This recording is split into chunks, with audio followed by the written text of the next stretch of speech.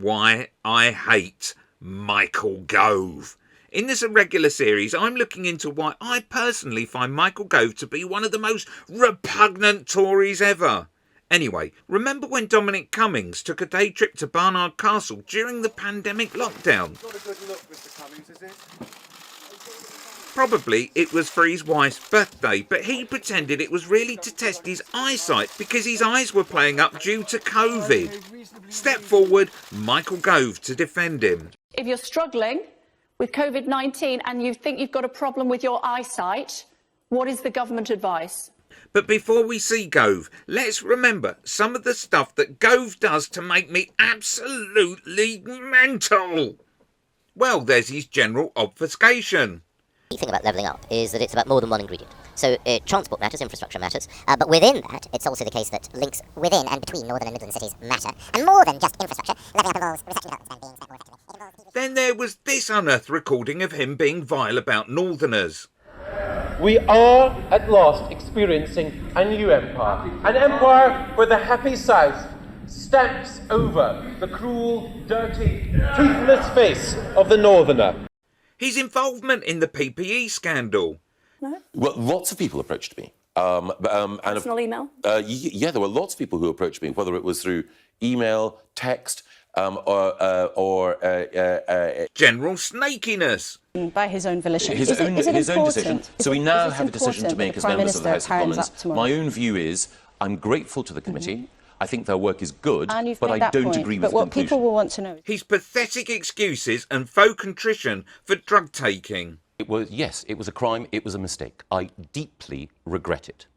His attempt to diminish the impact of experts' advice during the Brexit debate. And the people who are arguing that we should get out are concerned to ensure that the working people of this country at last get a fair deal. I think the people in this country have had enough of experts with organisations from acronyms. The people of this country have had enough of experts. But here's Gove, at his worst, perhaps you might say at his best, defending the indefensible Dominic Cummings' trip to Barnard Castle during the lockdown. If you're struggling with COVID-19 and you think you've got a problem with your eyesight, what is the government advice? Would you go on a 60-mile round trip to test your eyesight? I have, on occasions in the past, driven with my wife in order to make sure that... what's the right way of putting it? He wanted to make sure before taking the journey down the A1 that he was safe to drive. And, of course, in the course of that journey, it was confirmed, he confirmed to himself, that he was safe to drive. I think, again, there are unique circumstances in every case, and I think that if you're thinking about the position that Dominic entered, then he wanted to make sure that he could confidently drive the long distance down the A1, a very busy road, and the actions that he took were entirely in accordance with the guidance, as I understand it. If you, Mr. Gove, if your eyesight is not good enough, that in itself is an offence under the Road Traffic Act. Dominic's eyesight was good enough. That was the whole point of the journey, to determine that he could drive safely. What's the government advice? Well, we advise people, obviously, to seek medical advice. So it's not to get in a car and drive half an hour with your 4-year-old strapped in the back? I'm staggered. I don't know how you're going to get out of this one, but it's going to be fun. No. I think people who know me would know that I'm not an authority on driving. So it is OK to test their eyesight while driving? I think there are different circumstances, and I think, again, without knowing the specific circumstances of any individual, the thing I would say is it's always a good idea to follow medical advice.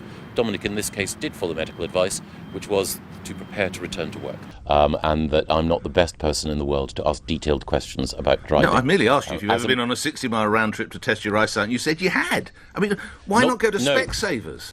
So you are entirely happy with that explanation, which also happened to be on his wife's birthday, which another reason why people have brought that into consideration when they are listening to his explanation of what they heard yesterday. Yes, but to my mind, I can't see the relevance of it. He took a short journey. That short journey was one that was consistent with the medical advice, consistent with the medical guidance. When he arrived at just outside Barnard Castle, he went for a very short walk. No, sorry, it's Mr. Gove. consistent. We don't need to go into all of that detail because we heard him yesterday. So are you telling me that doctors told him to take that drive? He was following medical advice? I'm saying the doctors cleared him to be able to return to work, and he was able to return to work. Click here for some more why I hate Michael Gove. I hate him. I really do.